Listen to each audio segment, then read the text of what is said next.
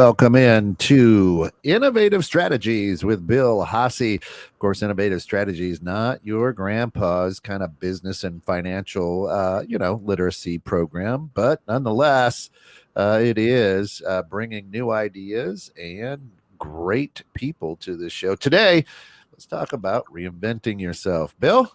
Hey, good morning, Ken. How you doing? I'm good. You too? Yeah, awesome. You look good. Yeah, I mean, we've had beautiful weather. This is unbelievable, and I have not gotten out to the golf course yet, but two Cubs games. But I've been. I have been to, but one was freezing cold. But yeah, it's we're loving this weather. Although we're supposed to get snow on Monday now, they're saying. Well, it's the Midwest. We're used to that. But yeah, we got a special guest here today. I know we say this every week, but it's just because I'm blessed to meet such amazing people and have the opportunity to bring them here and share their stories and who they are, what they do, in hopes that we help you as the listeners, get a good understanding of things you need to be thinking about, building a business and becoming who you need to become and who you want to become. And today, especially because today is all about reinventing yourself, right? And many of us, if not most of us, have to go through some form of reinvention for whatever reasons that happen in life, whether, you move to a new city, you get divorced, a life event happens, and you've got to reinvent yourself. And I've gone through it myself more than once. And but did you not get it right the first two times? I didn't get it right. I didn't get it right the first dozen times. So it's but finally I think I'm on the right path. There you go. And today we have Alani Anestos, who is here. She is a unique type of consultant. Okay, I know there's a lot of business consultants out there, much like there are financial advisors and such. But we often say, what makes you different? And you'll learn very quickly what makes Alani very different and very focused and has a unique way of helping business owners refocus on their path and what they need to be doing. So let's welcome her in. Alani, thanks for coming on the show. We appreciate it. It's so good to be here. Thank you so much for the invitation, Bill. I appreciate it. Yeah, well, we're super glad to have you here, and your story is amazing, and we want to get to that because it's the story is the beginning of the reinvention, right? Yes. So yes. Please fill us in on how you came about to be where you're at now. Yeah. Well, I've always had the entrepreneurial bug in me. So I was raised by an entrepreneur, grew up in the restaurant business. But I knew I was born a teacher. So I spent my first lengthy career, 30 years, as a public educator. I worked with special needs kids and loved it. I love teaching. It's just who I am at a core. And then a very traumatic event that turned my world upside down literally ended my teaching career. And it wasn't just what happened to me, physically, but it also is what happened, emotionally. And when you go through an upheaval, because so many people, not just these last 3 years, but at countless points in their lives, they go through some type of trauma that turns their world upside down. And the world you knew yesterday might not even be an option today. And then what are you going to do? And I was fighting my way through the trauma. And I'm like, now what? Because that career was over. Are we allowed to fill in a little more detail of this trauma? I know there might be legal issues, and I don't want to go down that path with you. But that should entice you to want to hear this. But so don't use your name if you're in witness protection. No, I won't. It was a very traumatic experience in the school I was teaching in at the time. And I physically, emotionally, mentally could no longer teach.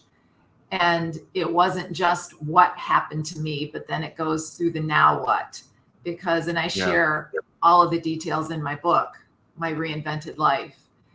But when something so traumatic happens to you, whether you're hurt physically, mentally, emotionally, I mean, obviously it's all significant. But what matters most is how to figure out moving through it. Like, what do you do next?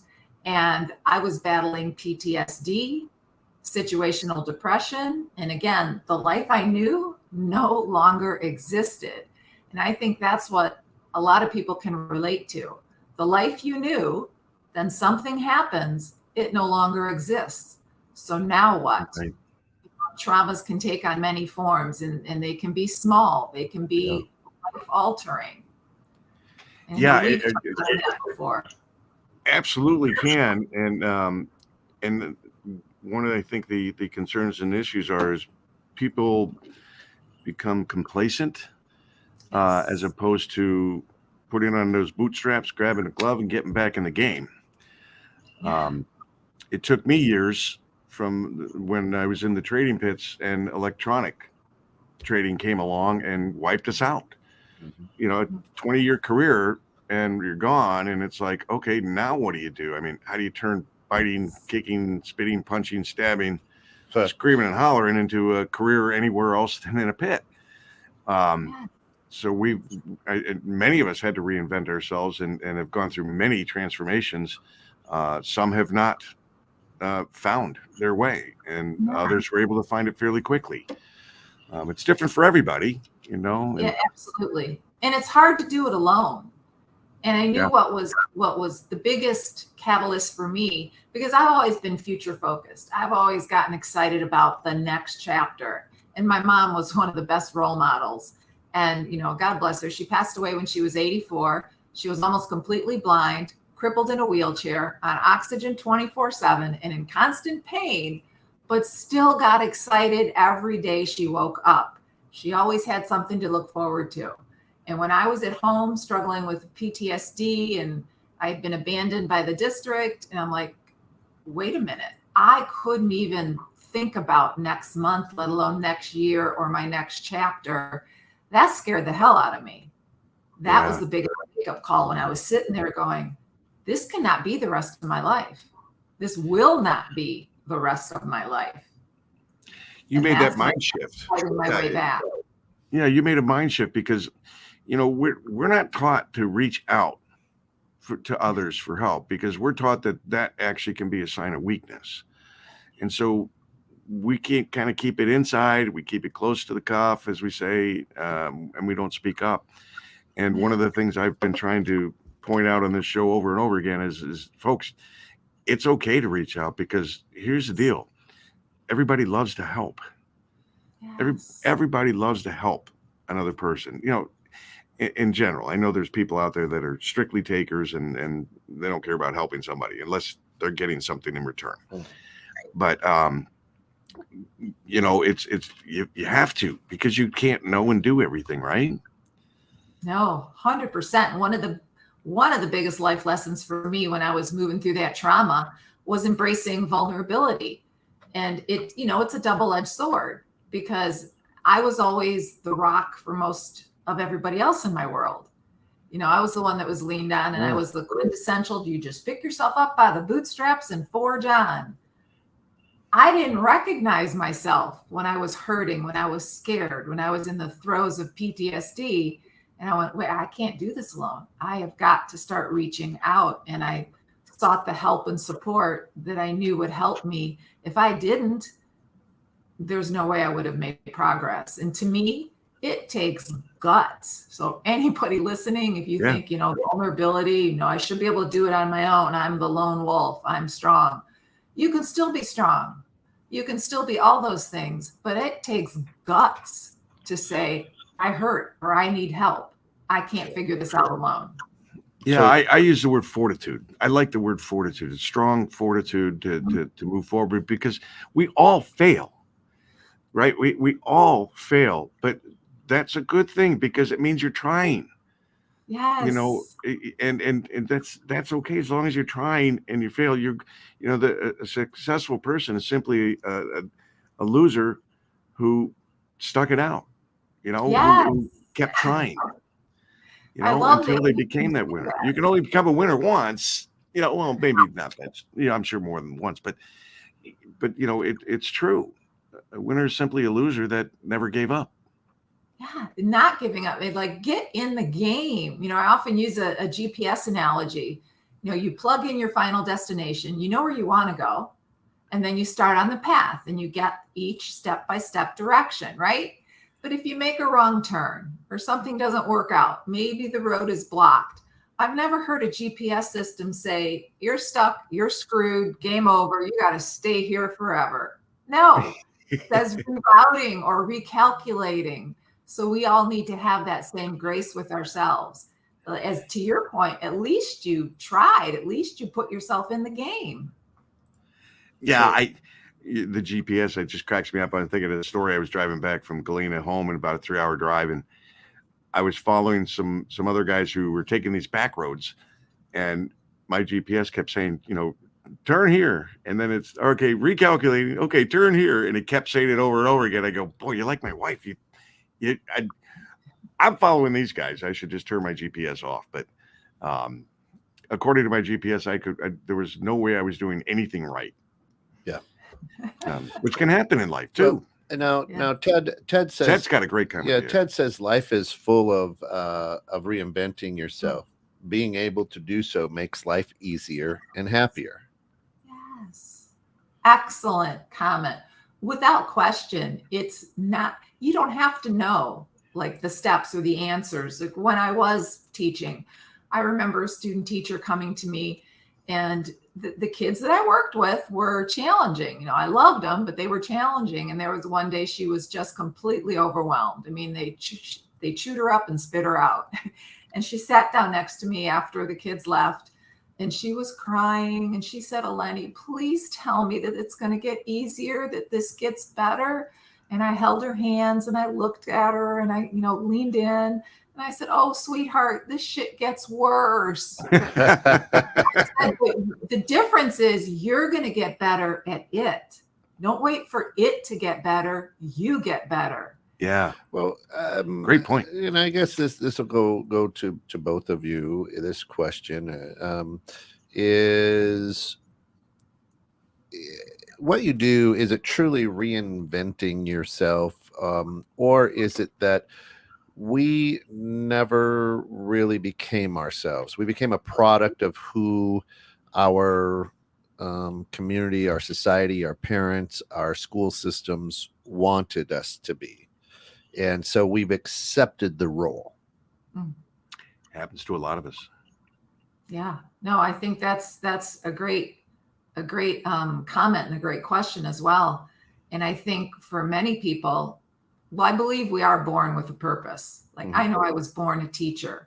Yep. And right now I'm a coach and a strategist, and I'm still teaching. So it's the same skill set in a different arena. So I know that I'm on the right path, but I totally agree with what you're saying, that, maybe it's the family you're born in, or that geographically the area you're in, or the community, to your point, that, well, this is what everybody does here. This is the path. So whether you're really aligned with it or not, that's where you end up. And so, yeah, I think there are a lot of people who don't find that true purpose or that true passion and are just kind of going through the motions. A lot. And I'll add to that, I agree about, following the passions. There's a purpose.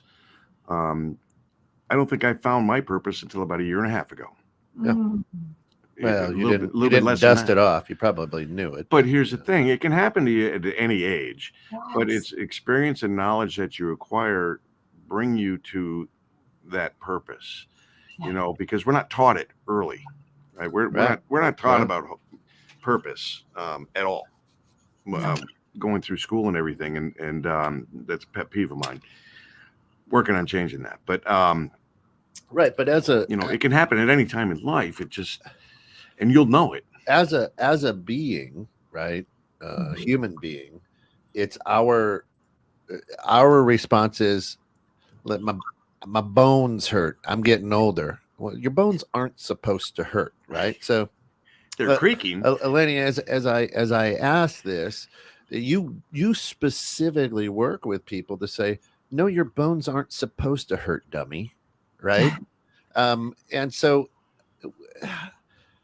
how, I guess, and again, I don't want you to give away your secret sauce, because what you do is very important and great, and we can't fix this in this hour show. But how do how one of the things you do is help people get quote unquote unstuck. What makes a person stuck, I guess? Ooh. No, that's a great question. I appreciate that. And when people stay stuck, they have a very consistent stopping strategy. We all have a stopping strategy that keeps people stuck. And when people whatever changes happened, that external circumstance that was beyond their control, job loss, business closing, something happened to your health, and then they stay stuck. They stop.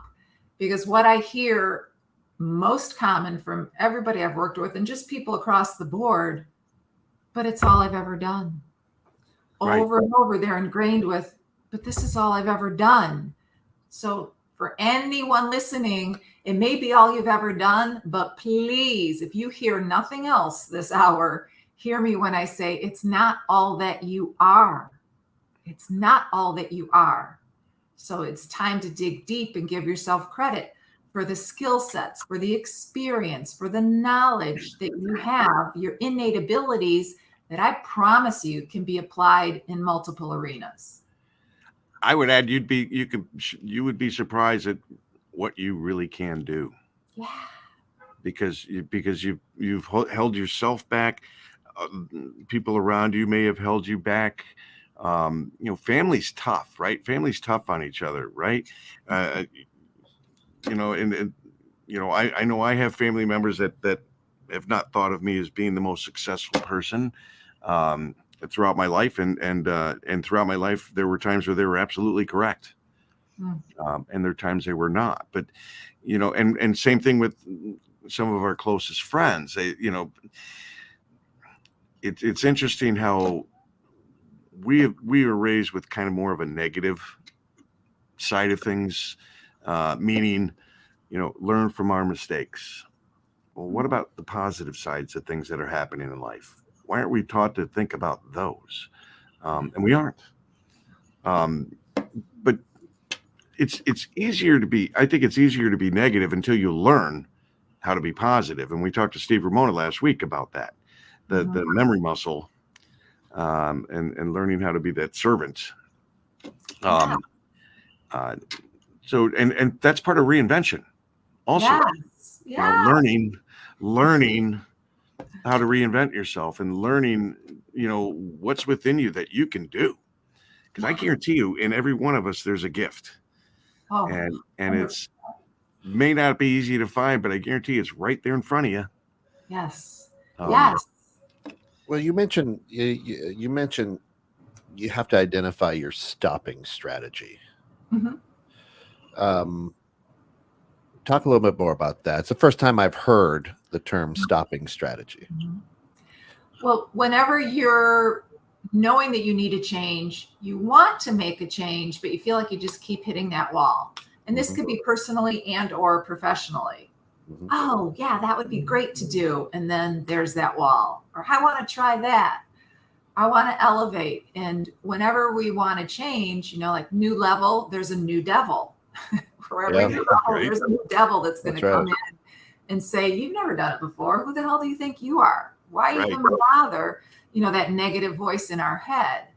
And so you have to peel back, the layers to get at what's going to stop you. And if it's your own self-talk, your own limiting beliefs, then you have to be really conscientious with that, and I'll take clients, through that. Like, how do you talk to yourself?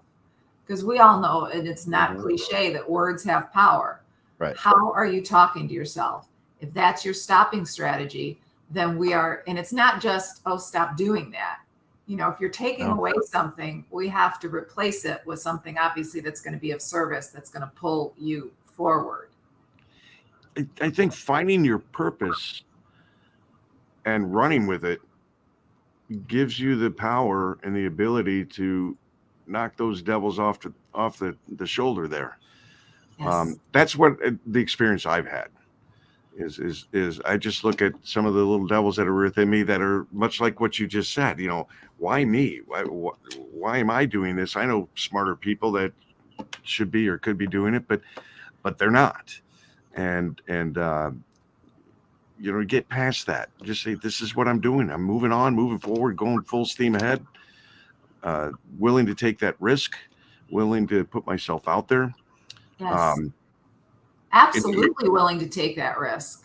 Yeah. And that's a big one, and I think one of the stopping points though is, this is too hard. I didn't know it was going to be this hard. What if it doesn't work out? What if I fail? What if I don't find new clients? What if I don't make any money? You can what if yourself out of every opportunity, but what if it works out better than you imagined? What if you're more successful than you ever thought possible? I love Henry Ford's quote, think you can or think you cannot. Either way, you're right. Yeah. We used to have that old adage, make the trade, manage the risk. Yeah. Right. Make a decision, manage the risk in that decision, but keep moving forward.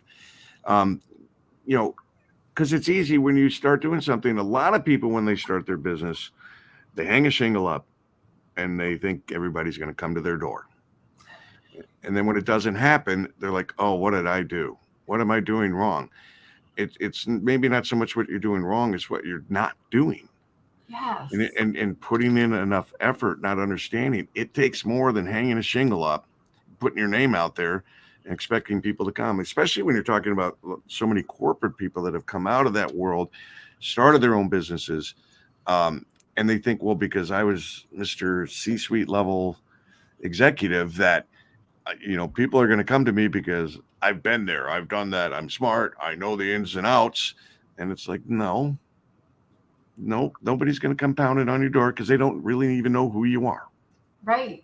And it's still you at a core, but now you're in a whole new role. And I have helped corporate executives leave corporate and start their own consulting businesses. Yes. And they are so damn happy, but it still is quite the learning curve. Like, oh, wait a minute, I'm on the other side. I am now the salesperson. I am now the one putting my product or service out there instead of, managing the whole company. And it's again, the skills are in there, the knowledge is in there, the expertise, the experience. It's just identifying yourself differently. You're stepping into a new identity. Mm-hmm. You were a corporate exec. Now you're an entrepreneur. It's a different identity. Well, we had a conversation, and you told me a story about how you did help one gentleman, I believe, that wasn't happy in this corporate life, and you were doing some work with him, and actually, he kind of caught wind of you saying, but you can do this on your own. Please. Yes. It was a very casual meeting, having a conversation with someone at the airport as we're waiting for our flights. And he's very passionate about what he does. He achieved a great level of success and as an executive VP of a global company. Very talented, integrity without question, intelligent, experience, you name it. And he was very much revered in his industry. But he was tired of the corporate structure. And he just said to me, I love what I do, but I am so tired of dealing with all the corporate stuff. And he said, I'm afraid, he was in his early 50s, I believe. He said, I'm afraid that I'm going to wake up and suddenly be 65 and waste what could have been one of my best decades. Yeah. And I simply said, you can still do the work you love, because he's very passionate about his industry, very passionate about that. I said, you can do the work you love from the outside going in. And that was, his light bulb moment. What? Yes, you can do the work you love from the outside going in. So you can still stay connected and still stay in your zone of genius in that industry. But now you're doing it as the consultant, not as part of the C-suite team from the inside. Yeah. Of course, let everybody know what the title of your book is and where they can find that. Yes, thank you. My book is titled My Reinvented Life, Finding Purpose in the Pain, and it's available on Amazon, Barnes & Noble, all major outlets. Excellent. Or they can visit your website too, right? And There's a get it direct there. link there. Mhm. Yep. So if you go to www.eleanastos.com, it's her name, but I wanted to spell it for all the people out there listening on radio and whatnot, because there might be Alani Anastos. How do you spell that? So there you go. That's how you spell it, right? Yeah. Thank you. And it's great stuff, and it's a great step. Now, also, if you visit that website, you can learn more about what she can do, and not just reinvent you as a person, but perhaps reinvent your business as well. As you know, if I show right here, you know, this is, you know, you shouldn't feel gross making a profit. You know, Right. which is what she does too, is help you understand and succeed in business, a part of that reinvention, which is absolutely fantastic. Yeah. And money, the money is a big issue for everyone. Yeah. I don't care if you're making 50,000 a year or you want to make 50 million or anywhere in between. If you don't have a solid relationship with money, it's not going to happen. And yes, I did say relationship, and I do a lot of work. No, I'm not a financial planner, but in terms of your mindset, getting your head wrapped around money, because I've come across so many people that, you know, the limiting beliefs, money's the bad guy. There's never enough to go around. No one's ever going to pay me these fees. You know, that's all you. That's on you. That's in your head. You know, I personally love money, love what it can do for us. And again, I just want it to be that person's choice. However much you want to make, I want it to be your choice. Because when I say to people, well, you know, you're the cause, money is the effect. And of course, I don't mean like as exemplified by these last 3 years with job loss, businesses closing, no fault of your own. Right. But you have to be honest and look at that long game. If year after year, you're always struggling, you're always in a knot about your finances, you have to look at that. And by the same token, what if you've had like the best month, the best year? Don't you want to know exactly what caused it? You know, did you introduce a new product or a service? Did you raise your fees? Did you make more sales calls? Yeah. When you put yourself in the driver's seat with money, you're going to be okay. And I love that. Yeah, I love that, because it is true in so much of our lives. You know, even like as a financial advisor, when I was working in that role, we often would have the conversation of, do you charge a fee or do you not? If you don't, do people value your knowledge and information that you're providing to them? And if you do, how much? Because if you charge too little, maybe you're just a little guy. If you charge big money, well, that must be somebody very important and worthwhile talking to. We had that argument all the time. And you can justify it in any way you want. It's real easy. But you do need a relationship with money. It does have a cause and effect in your life, no question about it. But it can't be the single thing. You know, for me, I can tell you that purpose that we talked about, that is what drives me. Yes. Way more than money. Money is a result of the purpose and the drive and the building of the business that you do. And if it's not coming in, like you said, you do need to evaluate what's going on. Why is it not flowing like I'd like it to flow? What am I not getting here? What am I missing? And there's a signal right there to reach out to someone like you. Yes. And I do appreciate what you're saying, because yes, if you're not attached to your purpose, like your why, because I've had people say, you know, I've taken people to help them get their first 7-figure year. Great. But before we strategize on exactly what it's going to take to grow your business, you know, and implement those action steps, I want to know why. What is driving you? Because we're going to hit bumps in the road. We're going to hit obstacles. And I know, Bill, you're very passionate. You're attached to that. You know your why. So the bumps in the road are not going to derail you. But if people aren't connected to why you want it, you know, whether it's to build your dream home, to donate to charity, to, you know, help your kids, help family, get more education, whatever it is, you've got to be dialed in and emotionally connected to why you're doing what you're doing. Then we can reverse engineer that money goal and make it happen. I love that because the why has changed my life. Mm. And again, I'll say it can happen to you at any age. It didn't happen to me until I was like 60. Um, like I said, which was just 3 weeks ago. Not really, but it was when you really understand the why, then you have the drive. Then that Yes. drive comes in, and Yes.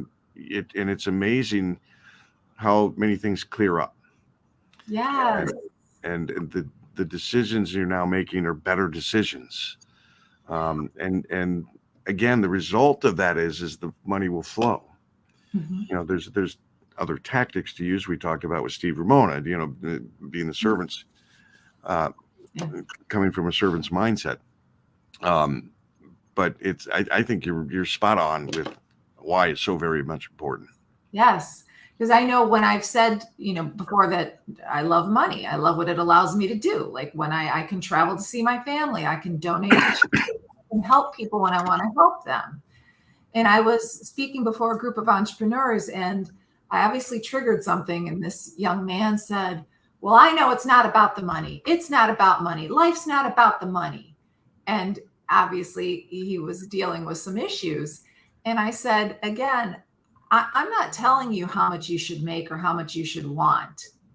But the reality is, money's going to impact us on a daily basis for the rest of our lives, and it touches every aspect of the business. My goal is just to make sure people are in the driver's seat with their finances.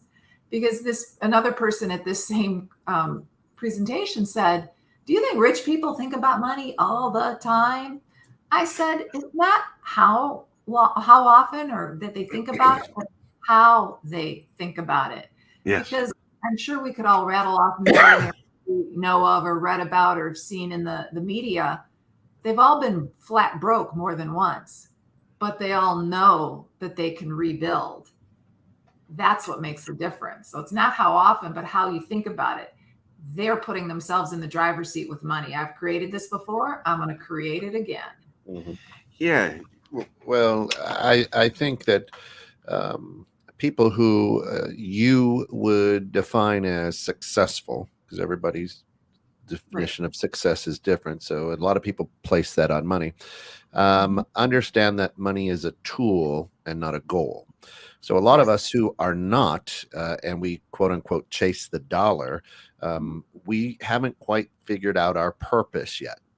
And you're not happy. And we chase a tool. Very successful people in my eyes, very wealthy people, the top 5% of the people in the world, understand that it's a tool and use it to help them discover and perfect their purpose. Yes. If that makes sense. That makes 100% sense. And again, and I appreciate you sharing that, because it really does reinforce it's so important that we find our purpose. Well, again, I believe it's there. It's just probably underneath a lot of layers. And like Bill, you had referenced earlier, it's what we grew up with or the community, or this is what was expected of us. So it was never a focus. What do you really want? What's in your heart? What makes your soul sing? Yeah. Yeah, I agree. Yeah. And that's why, do you call it your why or do you call it your purpose? Because I always have a very difficult, you got to find your why. And again, words have meanings. Why is a question. Yes. Purpose is a being. Purpose is a thing. I would separate them. I think they're totally separate. I think so the business I'm building, the purpose is to help educate underprivileged folks in financial literacy and entrepreneurialism in order for them to have the opportunity to build a better life. Why? Because, like we say, you're only as good as the people you surround yourself with. Let's bring everybody up. Yeah. Well, right. But as we're talking about that reinventing yourself, a lot of people are like, you got to know your why. And I think what they're trying to say is you have to know your purpose. They might be mixing those up, Mhm. I don't know which one comes first. I think purpose comes before why. I would agree. And I love that you brought that up, Kent. And yes, to me, the purpose is what's instilled in me. I was born with this. And I'm Yes. fortunate that I knew I was born a teacher without question. Yeah. Even in elementary school, I can remember, my 6th grade teacher, I'd get finished with the work early and I was so bored. She'd let me help everybody else, or she'd send me to a first grade classroom to tutor. Instinctively, I knew. But the why, and I agree with Bill that it should be separate.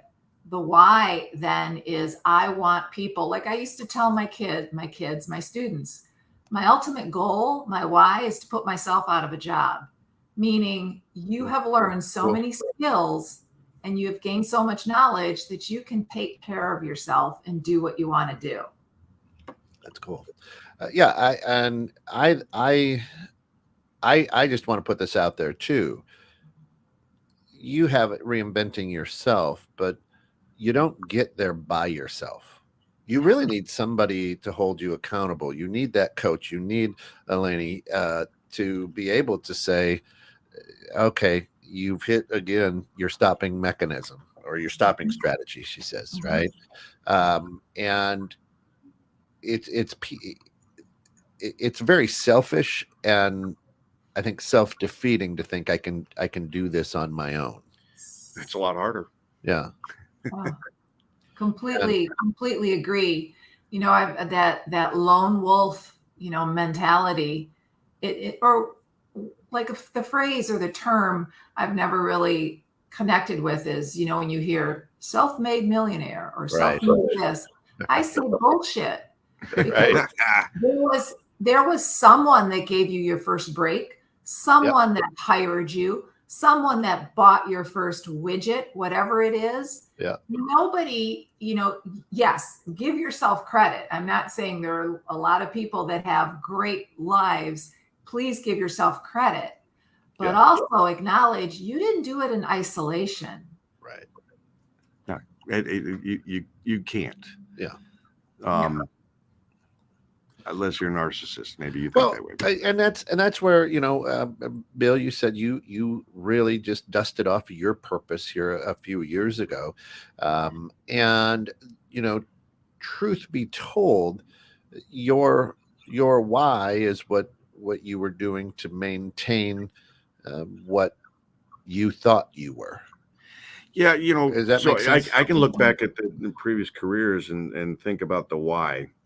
As a financial advisor, why? Well, because people need that. Yeah. They don't know they need it though, but they do.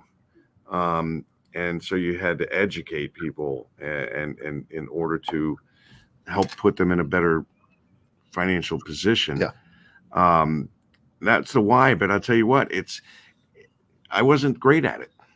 Well, let me share a story if I can real quick. And I know it's not the producer's show, it's yours, but I'm going to take DDOE Enterprises here, the company for 21/6 the net.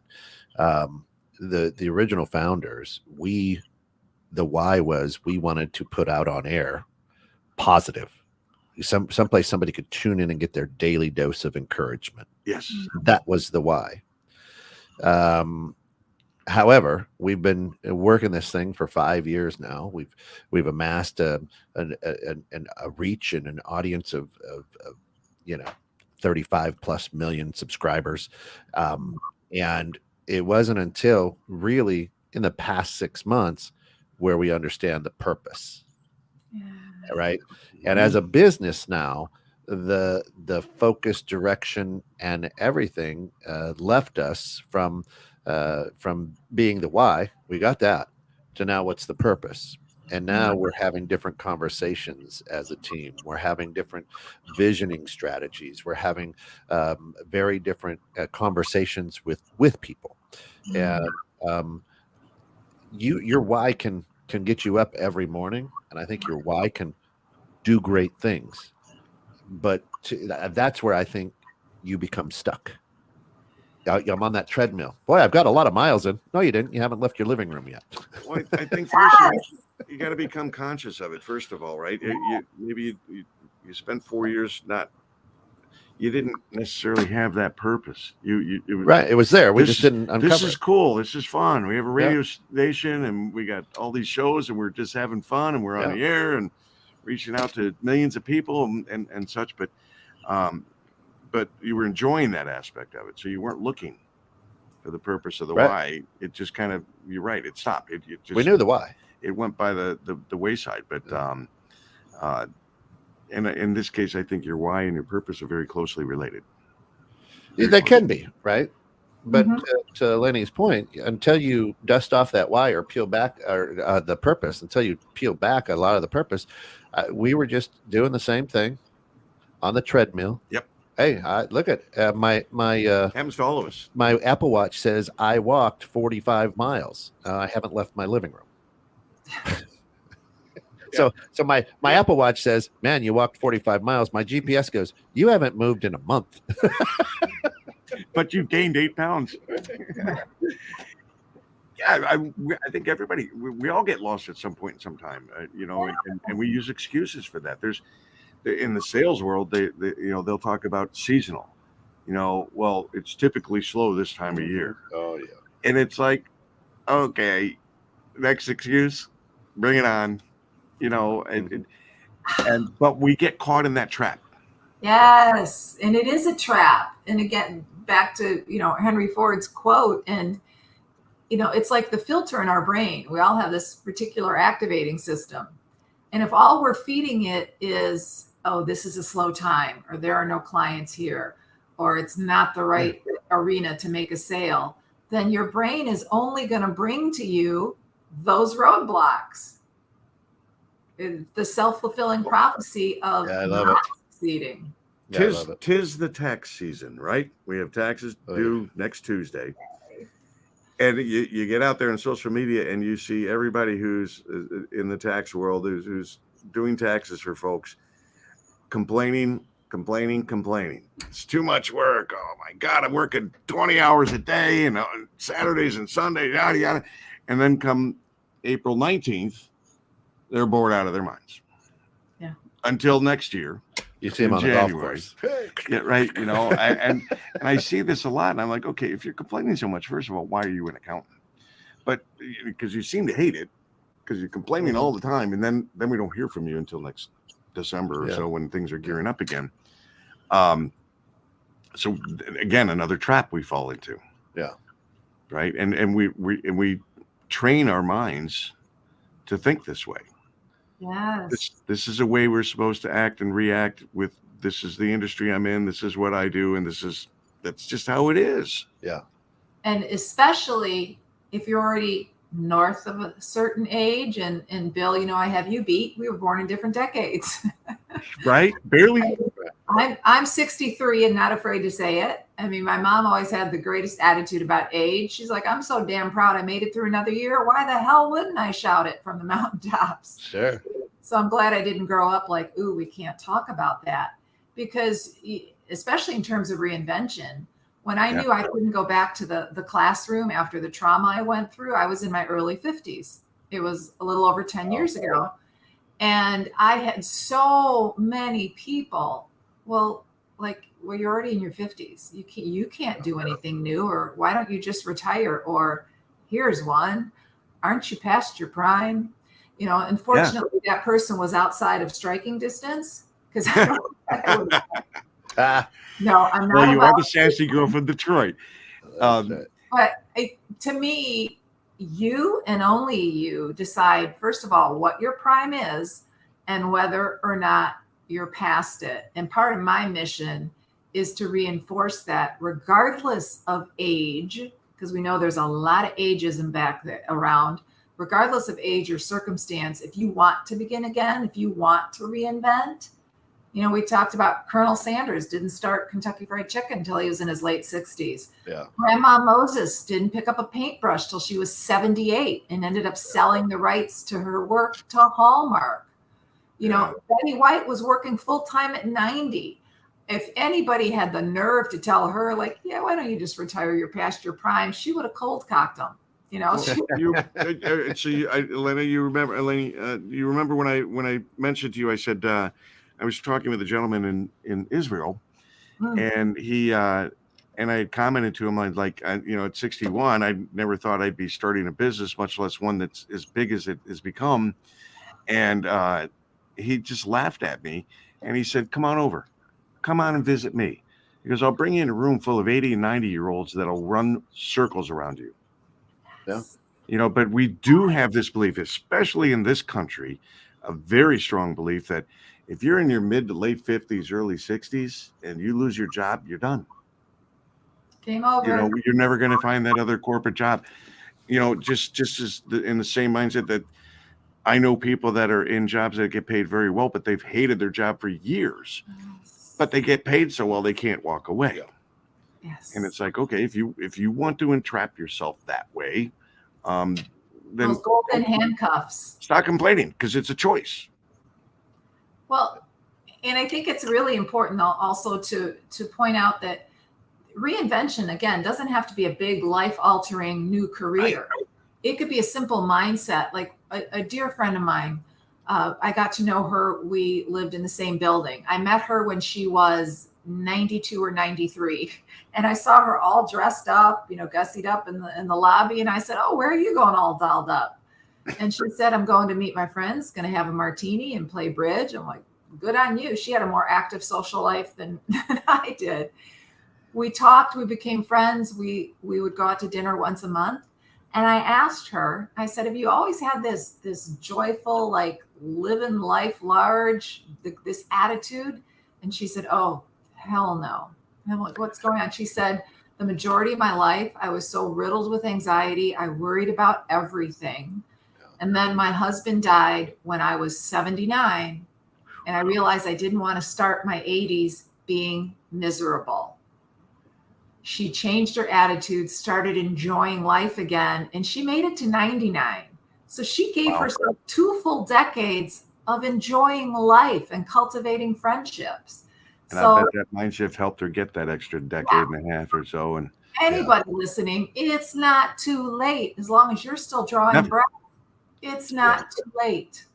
So I like Shanna's comment. Yep. Shanna says the bleep or the shit we tell ourselves puts us behind before we even start. Yes. Yeah. Good show, she says. She's right. Yeah. We talk ourselves into or out of situations, whether they're good or bad, but we do it every day. Yeah. And obviously, like you had mentioned, some family and other people in your life. And often people can be coming from a good place. They want what's best for you. But if they don't see, "Oh my gosh, starting something new, starting a new business, or changing my personal life, and I'm already of a certain age," if you're hearing from outside sources, that'll never work. "Oh, why bother? Yeah. You're okay. You're okay doing what you're already doing. Your life's not that bad." You can't. I always say you should always own your own shit, but never own anyone else's. Yeah, so who are you going to listen to? Yeah, where are those people coming from that they know better than you? A, and B, if you do know your purpose and you do know your why, there's no outside influence that can change that. You're focused now, and because when I was starting this new company, I was told by many people, can't be done. PhDs, masters in finance, all kinds of folks, big folks, can't be done. One gal told me, she said, "Look, I've been trying to do this for 13 years and I've taught and I've got my master's and PhD in finance and all this." And she goes, it can't be done. We've been trying. And I just said, you can't do it. Mm-hmm. That doesn't mean I can't do it. Mm-hmm. I know why you can't do it. And I know why I can. You have to. I agree with you. Don't let outside influences. There's always going to be people who are going to tell you can't be done. Rodney Dangerfield said it best in the movie Back to School. Right? You always watch out. You always take care of number one and make sure you don't step in number two along the way. Right? But what has happened is because, and it's a brilliant saying, but if you think about it, we as a people now in today's society, are more worried about stepping in number 2, that we take our eyes off of number 1 and we don't take care of number 1. And that's why I love what Eleni does is says, yeah, don't worry. You might get a little shit on your shoes. Take your shoes off or scrape it off and keep moving on. Yeah. But you have to start focusing on number 1. Yeah. The folks that are afraid of, that focus on that side, those are the folks who aren't going to be happy. They're not going to take risks. They're not going to get ahead. They're afraid to make decisions. Right. And you have to be willing and able to make decisions. So there's a lot of noise in this space. You've been doing this for over 2 decades now. So you've got great results. You've got raving reviews. And folks, go out to her website. Let me throw it back up there real quick. ELENIANASTOS.com. And just see. I mean, you're somebody who's got great results. Well, now we live in the world of sound bites. How do we separate the noise? Because now I'm like, oh God, another one of these. She's just a scammer trying to get my money. So as I want to reinvent myself and move forward, how do I find you? How do I find, separate that noise from TikTok? Yeah, no, that's a great question. I appreciate you bringing that up because, I believe obviously there are a lot of brilliant coaches out there, and there are a lot that I wouldn't touch with a 10-foot pole. Right. And to me, it's about, again, I connect individually to that person. We're going to drill into your purpose and your why. I'm not going to begin strategizing, and I have plenty of tools in the toolbox, but I'm not going to begin any of that till I really understand who you are at a core. And it's so important that, I'm right up front. This is not going to be easy. Is it going to be worth it? Hell yes. But I'm going to hold your feet to the fire. You're talking tools. So when I got a job to do, I can use the old tools that I've always used and take extra time to get the job done, or I can go out and get the right tools and get it done more quickly, more efficiently. The old key is not going to unlock a new door. Yeah. So and you're not changing who you are. No.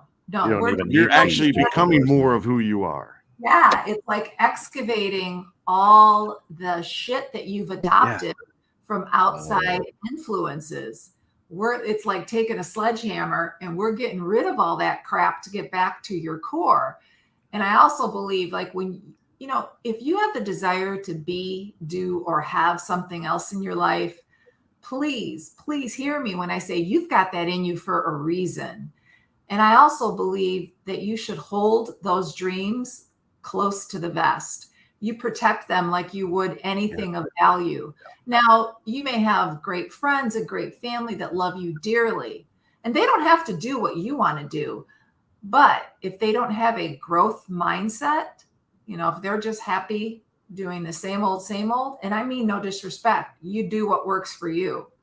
But if you're ready to hit a new level and the people closest to you have that static mindset, no, we're just good, I'm okay with being okay, then I would keep those dreams close to the vest and find the right person to help you excavate and build the new chapter. I try to tell people, listen, you gotta chase your dreams like you're 8 years old playing tag and you're it. The problem is a lot of us chase our dreams like we're 50 years old and want to run a 5K. Yeah, and we go 100 feet. We say, I'm good. That's good, right? And then someday, right? But when you take a look back, when you were playing tag as a kid, you were relentless. You ran for days until you could tag somebody else. Yeah. And then you were hoped that it wasn't your big brother who was faster with his hands and tagged you right back, right? Yeah. But if you hustle, I mean, that's your purpose, right? When you can chase your dreams like that, and Bill, just sitting here watching, 6 years ago, I would have said, well, okay, off into the sunset you go. Okay. And now you started chasing it, with that passion of that 8-year-old playing tag, and you're it. Yeah, no doubt. And it's just been it's been fun to watch. So yeah. And I love that you're saying that, because I'm getting all excited, like I'm jumping around my little condo, because it's what matters. And when I share things, as God is my witness, I'm not trying to impress anyone. Like I was talking before a group of female entrepreneurs, and I said at 60, I became an international best-selling author. At 60, almost 61, I appeared on national TV for the first time. And I've since had like 10 segments. I've been on 60, 70 podcasts. I'm not saying that to impress anyone, but to impress upon you, especially women. Ageism hits us differently than it does men. We all know that. But that I did it north of 60. So if you still have, and I'm at 63 in so many ways, just getting started. I'm launching new programs this year, making different things happen, because I didn't get the memo that said, well, you're already this old. Shouldn't you just ride off into the sunset? No. I feel the same way. And I think one of the keys was, for me, a lot of weight off my shoulders was I no longer cared about what other people thought. Yes. I'm going to do what I'm going to do. And I don't care. Yeah. Shayna asks you guys, has one phase of your business building been more fun than another, or is it still as fun? Oh, it's still, the excitement that I had when I first, hung out my shingle, so to speak, years ago, it still is there every time I sign on a new client or somebody reaches out to me. Like I had a woman who read my book, and she's in her late 50s and has a steady job, but she always had that entrepreneurial bug and thought it was too late. Yeah. And she said, thank you for giving me permission to dream again. And so she's going to go for it. I'm going to help her start a new business. So I get, that gives me goosebumps. I mean, Shannon, understand, it doesn't mean you have to love every aspect of building a business. You're not. You won't, because you have strengths and weaknesses, right? And there's things that you like doing and don't like doing. There's maybe you don't like to take care of the books. Maybe you're not into sales. Maybe you're not into understanding branding or marketing. You bring good people in. Yes. Let them do their job and support you in what you're doing. And the key thing in bringing people in is make sure they're of that similar mindset, and they see that purpose and they see that why, and they buy into it. 100%. Yeah. Like I don't ever want to know how the back end of my website works. I like my there's people that we have, you have a team or a support or a virtual assistant that helps you. But the driving force, again. She froze. All right, close to the and I know there you froze. I hope you can still hear me. But because you just made my partner chuckle, because I am IT illiterate, and she is a rock star in that aspect of our business, and that's why I brought her in, because it's not something I know about, and it's like I have enough to think about that I don't want to take the time to learn from scratch the IT side, because I already have enough going on. I have enough hats going on, right? Yeah. So you bring somebody in and find that rock star, and then together you move forward. And we're right on the back end of this, but let people know about what the title of your book again, and where they can find it, and if they want to get in touch with you, how do they do that? Yes, thank you so much. Again, I'm Eleni Anastas, and the title of my book is My Reinvented Life: Finding Purpose in the Pain. And it is available on Amazon, Barnes & Noble, actually, I believe all major outlets as well. It's sold internationally.